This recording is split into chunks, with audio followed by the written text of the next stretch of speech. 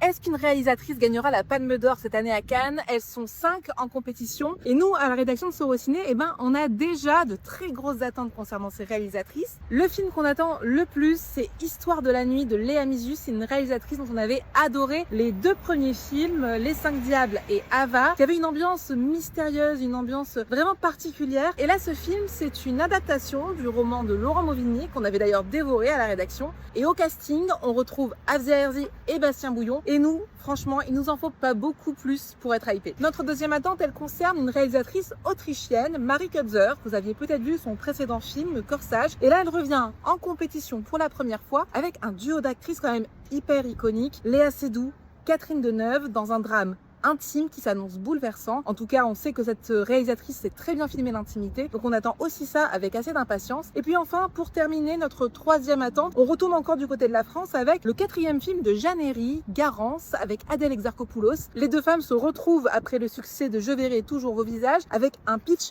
quand même très intriguant, l'histoire d'une actrice alcoolique qu'on va suivre pendant 8 ans, peut-être un prix d'interprétation à la clé, on ne sait pas, mais nous, on a quand même très hâte de voir ça. Mais bon, il n'y a pas que la compétition dans la vie, et franchement, s'il y a un film qui nous attire, c'est celui qui va ouvrir la sélection Un certain regard. Ça s'appelle Teenage Sex and This at Misma Camp, un film qui va rendre hommage à la figure de la Final Girl, dont on vous avait d'ailleurs parlé tout récemment dans le podcast sur Scream. C'est signé de la réalisatrice Jeanne Schoenburn, à qui on devait déjà I Saw the TV Glow, et là, on a un film quand même de genre qui va ouvrir une sélection à Cannes, et rien que pour ça, évidemment, nous, on est toujours présentes. Alors pour suivre le Festival de Cannes avec Sorociné, rendez-vous sur nos réseaux sociaux. N'oubliez pas de vous abonner.